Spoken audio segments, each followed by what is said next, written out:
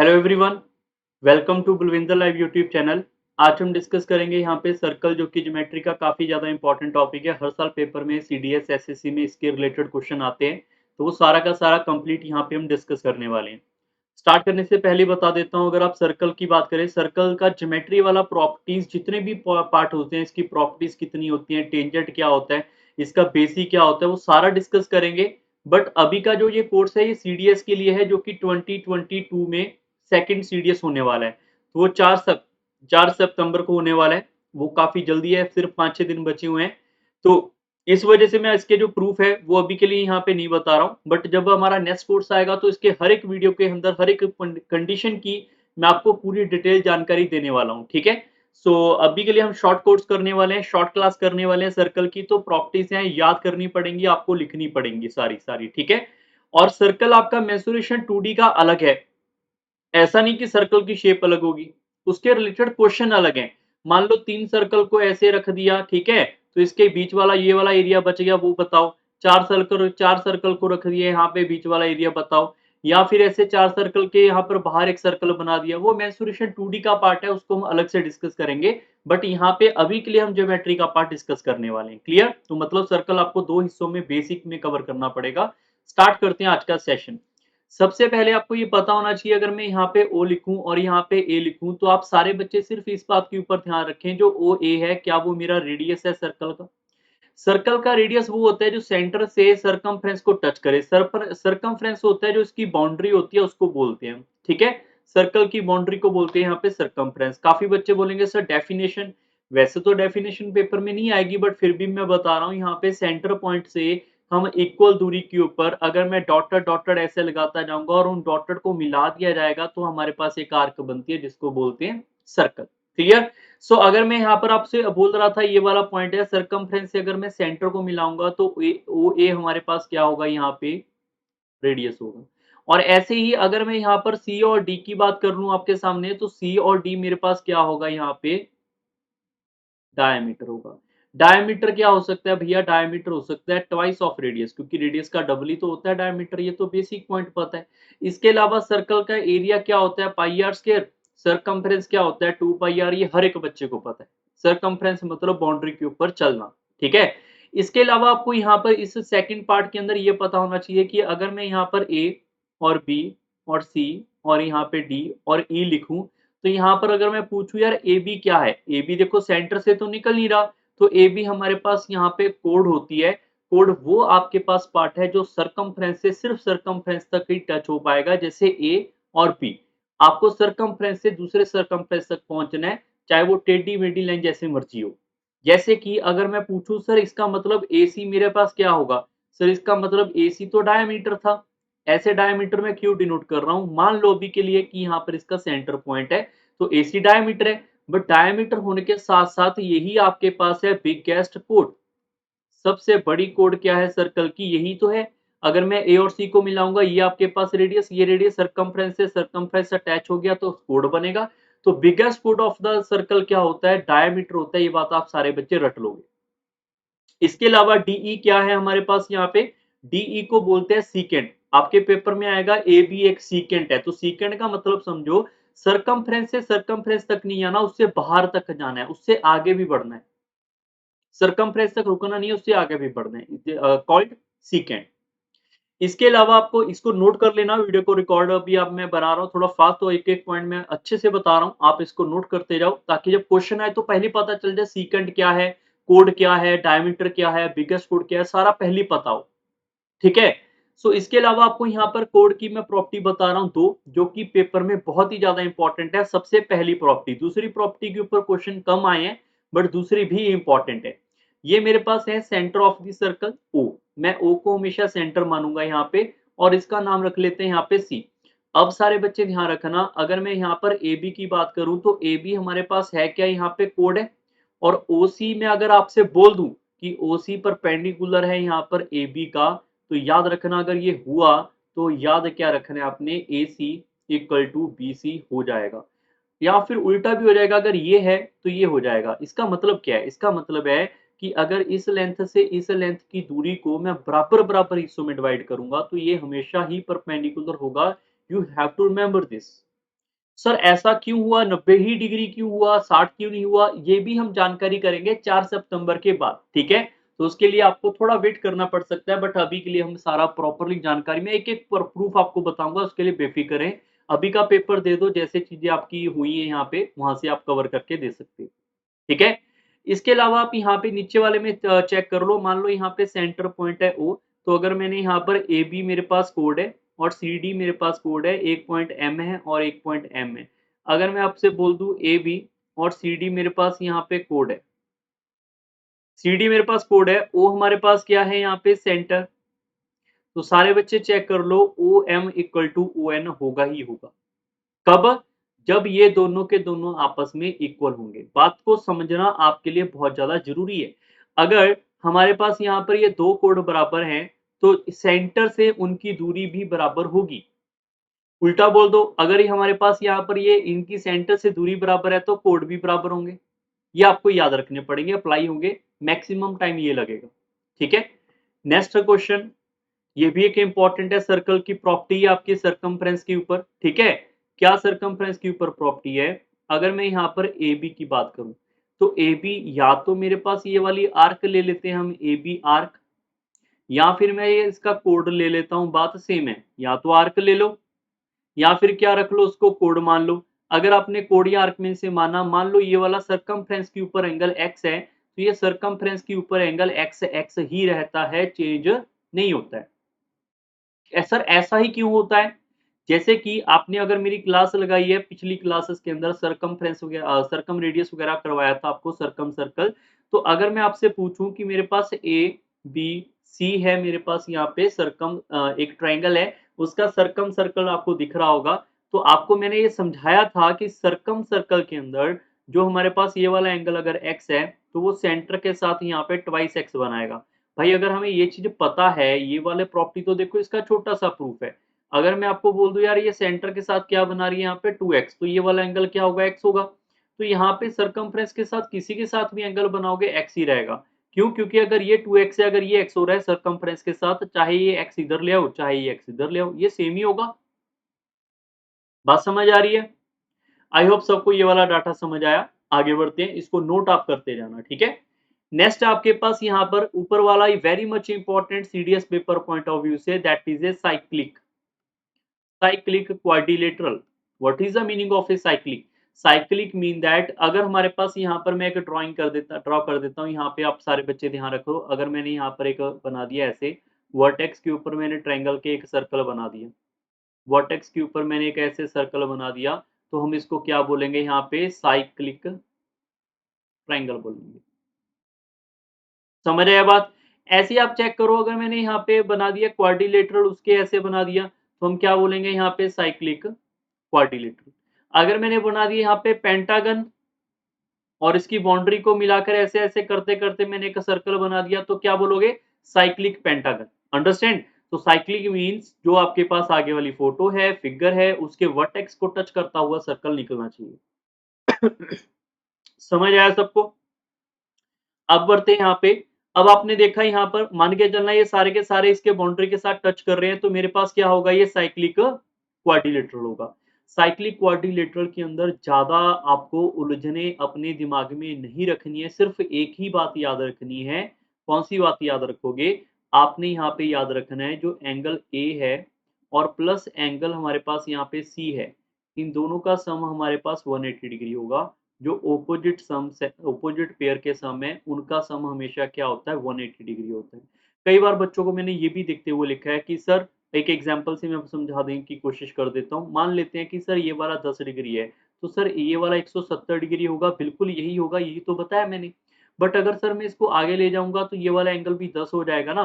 तो आप कुछ बच्चे इसको ऐसे भी याद कर लेते हैं, एंगल जो हमारे पास यहाँ पर बी ए डी है, वो हमारे पास एंगल बराबर होगा यहाँ पर BC, इसको पॉइंट ई लिख लो, BCE के बराबर होगा। चेक कर लो BCE के बराबर है। तो कुछ बच्चे इसको याद करते हैं, मुझे नहीं लग रहा है इस पॉइंट को याद करना चाहिए।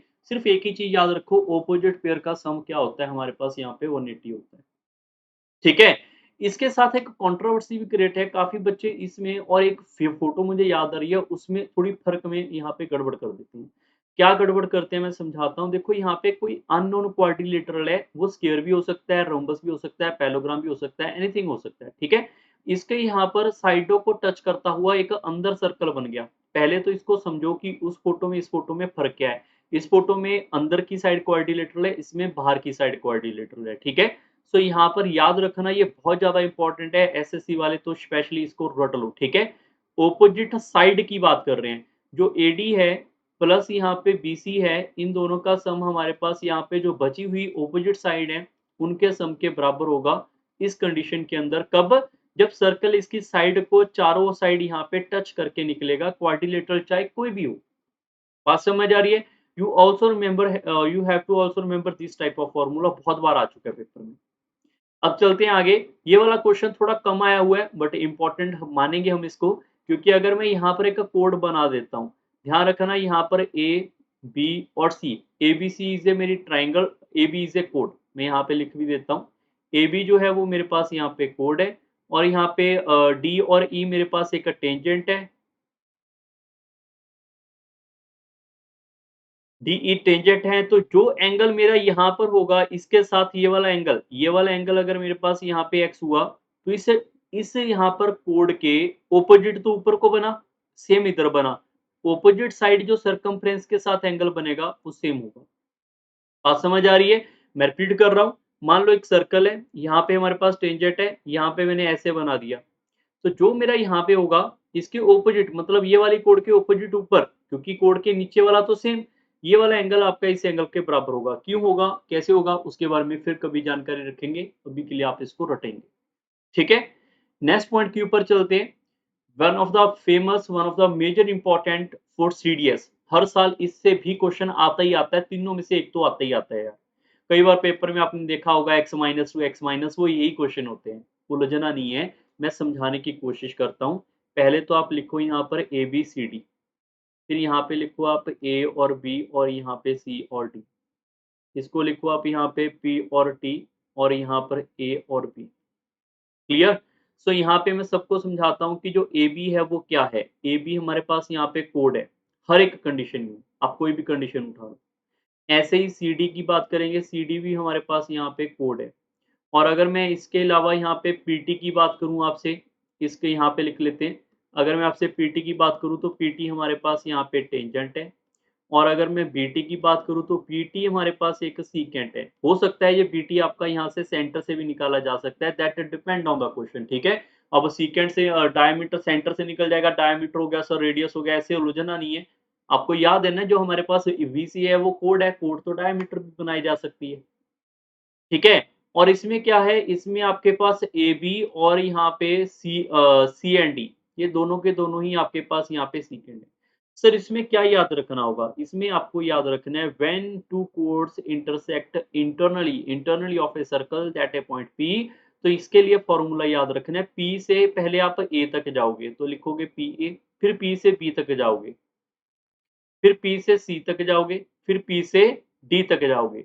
बस यहाँ पर आपको इक्वल रखना है और यहाँ को आपको क्या कर देना है, मल्टीप्लाई कर देना है।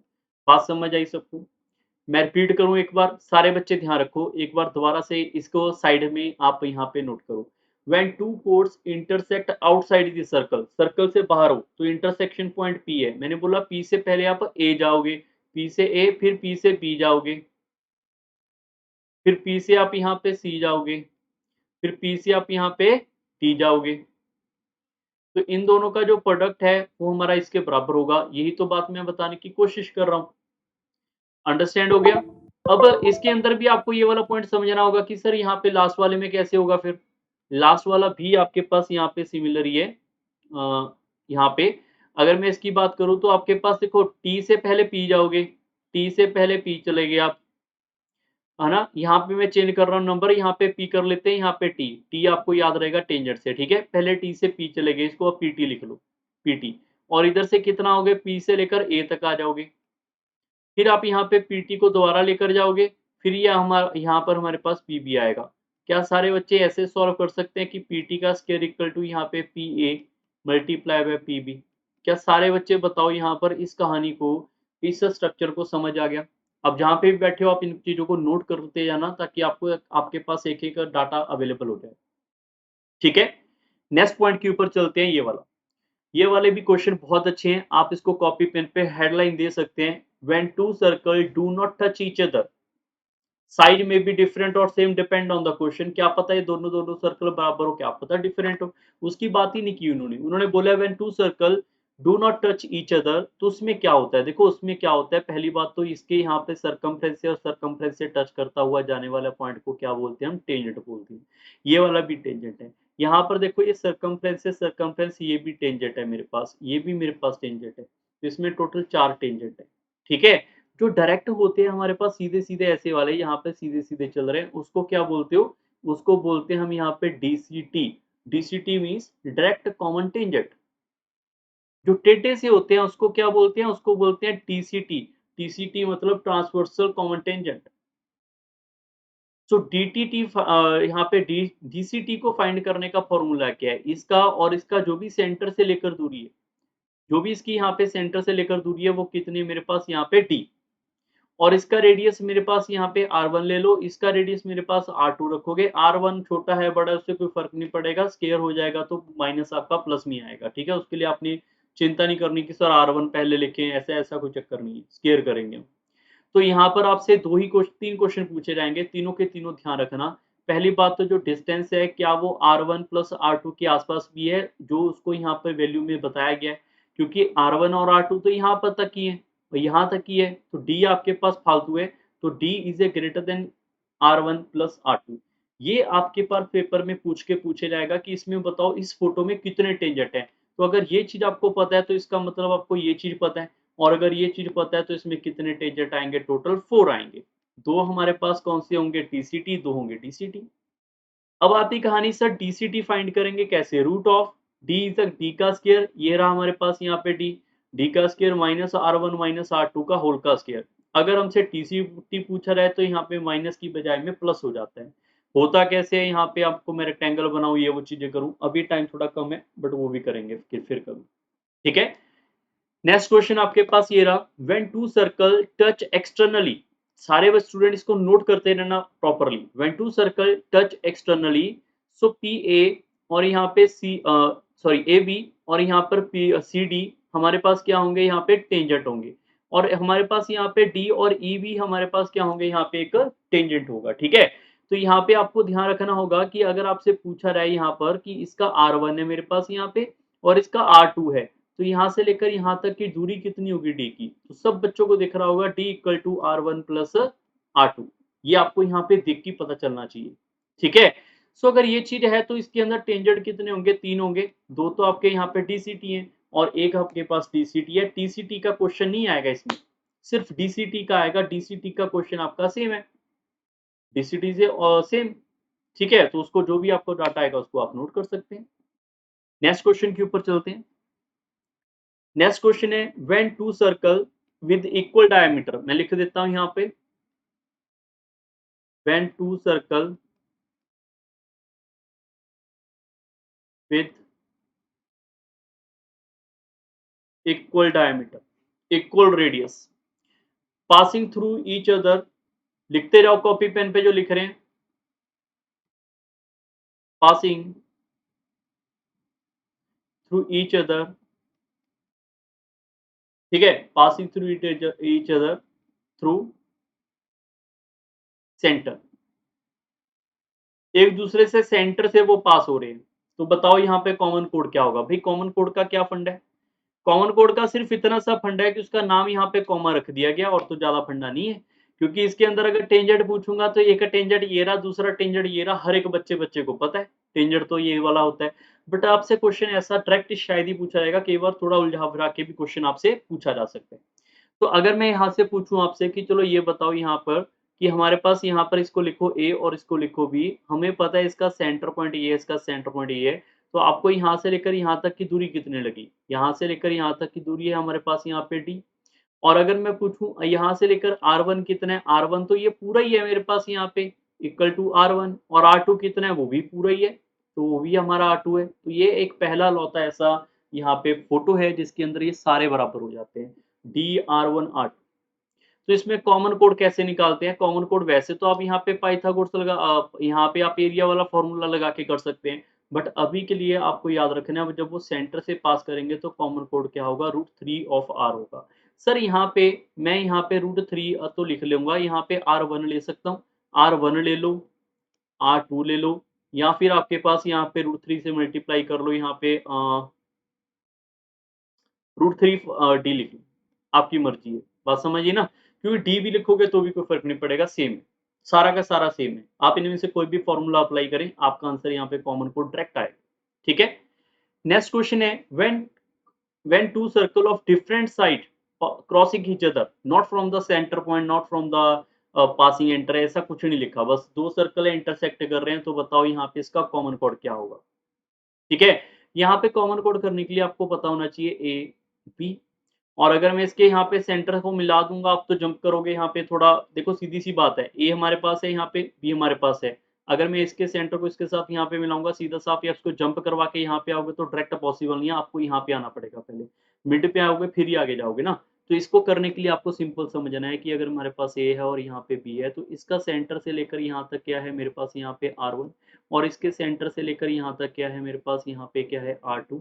अगर इन दोनों को ऐड करेंगे तो क्या सेंटर से सेंटर की दूरी बढ़ जाएगी ना, जिसको डी है। तो ये वाला जब आपके पास यहाँ पे ग्रेटर होगा, तो आपको याद रखना है कि इसका हमारे पास एरिया भी पूछा जा सकता है, कुछ भी क्वेश्चन बनाया जा सकता है, बट मैक्सिमम चांस है यहाँ पे कॉमन कोड का। कॉमन कोड बताओ यहाँ पे क्या होने वाली है, ये आपसे क्वेश्चन जो है मैक्सिमम यहाँ पे पूछा जाएगा। तो आप सिंपली सोच के देखो, अगर मेरे पास ये वाला R1 है, तो मैं अगर इसको ऐसे मिला दूंगा तो ये भी R1 होगा, और ऐसे ही अगर मैं यहाँ पे चेक करूँ, मेरे पास ये वाला क्या होगा, R2 होगा, और यहाँ से यहाँ तक क्या होगा, R2 होगा। तो या तो आप इसको ऐसे सिंप्लीफाई करना स्टार्ट कर दो, फिर आप यहाँ पे एक बार और चेक कर लो कि यहाँ से लेकर यहाँ तक, मैं इसको नाम दे देता हूँ, सारे बच्चे ध्यान रखो, यहाँ पे M और N। अगर मैं यहाँ पर एक ट्रायंगल को उठा के AMN को यहाँ पे बाहर कर देता हूँ, बाहर का रास्ता दिखा दूँ, तो आप देखो ये वाला डाटा क्या मेरे पास D होगा, और ये वाला डाटा क्या R1, और ये वाला डाटा R2 होगा या नहीं? क्योंकि यही तो है क्वेश्चन हमारे पास, R1 ये रहा, R2 ये रहा, और D हमारे पास ये रहा। तो इसका हाइपोटेन्यूज आपको निकालना आना चाहिए अभी तक। ये डाटा कैसे निकालते थे भैया, हाइपोटेन्यूज सॉरी हाइपोटेन्यूज कह रहा हूँ, 90 डिग्री वाला कैसे करते थे? ये हम करते थे, सीधा-सीधा सा फंडा था कि अगर कुछ भी नहीं पता, पाइथागोरस पता है, पाइथागोरस इसमें लगेगा, हाफ करेंगे, टाइम निकल जाएगा, तो हम इसको यहाँ पे हीरोज फार्मूला से कवर कर लेंगे। ठीक है? हीरोज फार्मूला से कैसे कवर करोगे सर? मान लो मैं आपको यहाँ पे एक मैं छोटा-सा क्वेश्चन करके दिखाता हूँ, फिर आपको ये सारा समझ आएगा। मान लो मेरे पास एक सर्कल है, दूसरा सर्कल यहाँ से, इस सर्कल का रेडियस है मेरे पास 13, इसका रेडियस है 14, और इनके सेंटर की दूरी है यहाँ पे 15। तो अगर मैं पूछूँ कॉमन कोड, तो आपको पता है यहाँ पे पहले इसका रेडियस बना लो 13, इसका रेडियस कितना आएगा 14, इसका रेडियस मेरे पास कितना है बेस कितना आएगा 25, सॉरी 25 नहीं 15। ठीक है? अगर 15 आएगा, तो आप सारे बच्चे यहाँ पे 13, 14 और 15 वाली हमारे एक ट्रायंगल देख रहे हो, उस ट्रायंगल का एरिया बाय हीरोज फार्मूला निकाला जा सकता है। आप हीरोज फार्मूला मत कहना नहीं आता, मैंने पहले करवाया था। हीरोज फार्मूला यहाँ पे लगाएँगे तो इसका एरिया आएगा 84, और 84 इक्वल टू हाफ इंटू, अगर मैं 15 इंटू यहाँ पे बेस कर दूँ, क्योंकि अगर मैं इसका ट्रायंगल का एरिया पूछूँगा, ट्रायंगल का एरिया तो यही होता है ना, half into base into height. तो हाफ इंटू बेस अगर मैंने 15 ले लिया, तो हाइट इसकी कुछ भी हो जिसको बेस मान लिया, तो यहाँ से आपके पास इसकी हाइट जो है वो यहाँ पे एग्ज़ैक्ट निकल के यहाँ पे आएगी। समझ आया ना कैसे करते हैं? अब सर ये हाइट निकलने से आंसर आ जाएगा क्या? बिल्कुल भी नहीं आएगा। बिल्कुल भी नहीं आएगा। तो आपको मैं सिर्फ़ एक आइडिया बता के जा रहा हूँ कि यहाँ से अगर मैं इसको ऐसे मिला देता हूँ, तो मेरे पास यहाँ पर ये होगा R1, ये होगा R2, और ये होगा यहाँ से D, ठीक है? ये वाला पॉइंट मेरे पास क्या होगा, यहाँ से लेकर यहाँ तक क्या क्या होगा, D होगा। तो इसका जो ये लेंथ यहाँ से आएगा, वही लेंथ मेरे पास यहाँ पे होगा। तो पहले आप इस लेंथ को निकालो, फिर उसका आप क्या करोगे, डबल करोगे। हो सकता है आपको थोड़ा कम समझ आया होगा, जब मैं क्वेश्चन करवाऊँगा ईज़िली समझ आएगा, डोंट वरी, ठीक है? नेक्स्ट क्वेश्चन आपके पास ये रहा। मैक्सिमम चांस है इसके ऊपर आपका यही क्वेश्चन आए, या फिर आपके पास ये भी आ सकता है, बट ये बहुत कम चांस है। मेरे अकॉर्डिंग तो यही आएगा, बट फिर भी हम सारे कर लेते हैं कवर। इसको आप लिखना चाहो लिख सकते हैं, when two circle touching internally, externally नहीं, इंटरनली टच हो रहे हैं, फिर क्या करोगे? तो आप सारे बच्चे देखो, अगर मैं इसको छोटे वाले को यहाँ पे R1 का नाम दे देता हूँ, रेडियस इसका R1 कैपिटल, तो यहाँ पे आप देखो इसका 2 बार R ऐड करेंगे, R1, R1। तो मैंने 2 बार ऐड किया है यहाँ पे R1 वाला, ये वाला, ठीक है? हमने उल्टा लिखा हुआ है, इसको थोड़ा रिपीट कर लेते हैं। छोटे वाले को R2 का नाम दे दो, बड़े वाले को R1, ठीक है? तो यहाँ पे R1, R2, R2, R2 और R2 हमने लिखा यहाँ पे और इसके सेंटर पॉइंट हमने देखा यहाँ से लेकर यहाँ तक, तो ये मेरे पास क्या है R है। आप सोच के देखो हमारे पास सिंगल R जो है इसके डबल R से ज़्यादा है। सिंगल आर डबल आर से ज़्यादा है तो ये कंडीशन बनेगी। You have to remember this. थोड़ा हाई लेवल ज़रूर है ये, ठीक है? और इसके अंदर क्या होगा अगर मैं इसको यहाँ पे बोल दूँ ये मेरे पास R2 है, ये मेरे पास यहाँ पे R1 है, तो इसका R1 और इसका R1 यहाँ पे आएगा और जब R2 की बारी होगी हमारे पास मैंने फिर से उल्टा लिख लिया क्या यहाँ पे? हाँ, यहाँ पे R2 कर दो, यहाँ पे R1 कर लो। तो हमारे पास 2 टाइम्स ऑफ R2 होगा तो R1 क्या होगा? R1 तो भई यहाँ पे आएगा कहीं न कहीं इतना सा, तो उससे क्या है ये वैल्यू ज़्यादा है। तो आप क्या करोगे समझोगे कि 2 बार अगर हमारा छोटा रेडियस आया, तो बड़ा रेडियस से अगर वो ग्रेटर हुआ तो ये कंडीशन बनने के चांस है। ठीक है? तीसरा तो आने के चांस नहीं है क्योंकि उसमें यहाँ पर इसका जितना और इसका जितना भी रेडियस है मेरे पास यहाँ पे R2 के फॉर्मेट में, वो यहाँ पे R1 में अगर आप लिखोगे तो यहाँ पर आपको समझ आएगा दोनों का दोनों रेडियस जब बनाएँगे तो बड़े वाले का भी सेंटर पॉइंट यहाँ पे आएगा। सर इसमें क्वेश्चन किस तरीके का आएगा? देखो क्वेश्चन में यहाँ पे हिंट दे रहा हूँ, आपके पेपर में ऐसा आएगा कि यहाँ पर बड़ा सर्कल है, बड़े सर्कल की कोड हो, छोटे सर्कल की टेंजेंट हो, तो बताओ उस कोड की लेंथ क्या होगी?